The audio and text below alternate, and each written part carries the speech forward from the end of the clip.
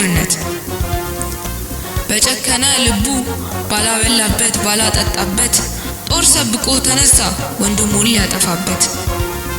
አምላክ የሰጠው ዕውቀት ለክፋት ሊጠቀምበት ምድርን ሁሉ ሊያስጨንቅ ሊያስለቅስበት አንዳንዱን ለመብለጥ ጉልበት ሊያሳይበት ጦር መሳሪያ ሲያመርት ክብሩን ሊገልጽበት አምላክ የሰጠው ዕውቀት መቼ ለዚህ ነበር? በእጁ ሥራ እንዲከብር በጎነት ሁሉ ለፍጥረት እንዲሰምር ምድርን ሊያለማበት ደሞም ሊያበለጽግበት ራሱን ጠቅሞ ሌላውን ሊያንጽበት የሱን ቸርነት ገልጾ ሊያሳይበት በበጎነት ብዛት ምድርን ሊያለማበት ነበር የአምላኩ የጥልቅ የልብ ፍላጎት።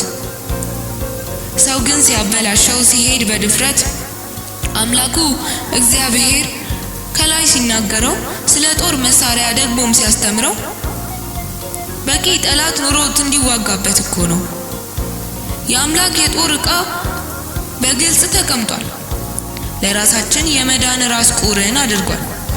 መቼ ብቻ አረ ያልቅበት በእጃችን ሰይፍ ደግሞም ጋሻውን በወገባችን እውነት በልባችን ጥሩርን ተጫምተን እንድንኖር የወንጌልን ጫማ ሰጠን በምህረቱ የእርሱን የጦር ዕቃ። በል ወንድሜ እንግዲህ ተመለስ። ሰው ሰራሽ ያልሆነውን የጦር ዕቃን ለብሰህ በአምላክ በእግዚአብሔር ታምነህ ተደላድለህ ጠላትን ሰይጣንን ለመዋጋት ቆርጠህ በምድር በአገር ሰላምን ሰንቀ በመውጣት መግባት ልጁን አሳይተ ጠላትን በዝብዘ ምርኮውን አብዝተ የሰይጣንን ሰፈር ባዶ አስቀርተ የዓለምን የጦር ዕቃ በልማት ለውጠ ሰይፋቸውን ማጭድ ጦራቸውን መዶሻ አድርገ ለእግዚአብሔር መንግስት ሁሉን አስገዝተ ኃይሉን መንግስቱን ክብሩ የሆነውን ተርከ የኃይልን ምንነት ለሁሉ አሳውቀ ግለጠው ኢየሱስን ለሁሉ አሳይተ በዚህ ዓለምማ ከኃያላን ተርታ ከተሰለፉት ኃያላን መንግስታት ተብለው የተጠሩት ጉልበት ለመመዘን የሚጠቀሙበት በእነርሱ ዕውቀት ውስጥ እጅግ ያላቁት ጅምላ ጭራሽ ቦምብን አምላክ አደረጉት።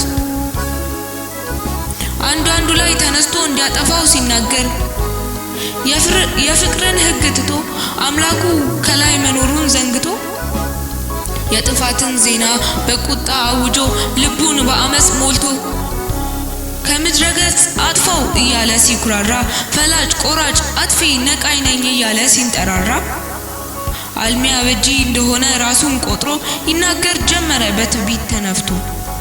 የኔ አምላክ ከሰማይ አይቶ ተሳለቀበት ለዚያ ትዕቢተኛ ፍርድን ቀጠረለት።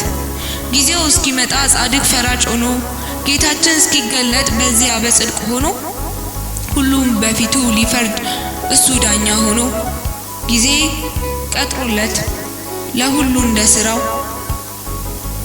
ፍርድ ወጥቶ ሊነገር ዛሬ የተኩራራው በነጩ ዙፋን ፊት ያለ አጃቢ ሊቀርብ ፈርቶ ተንቀጥቅጦ ለመመለስ ሲጥር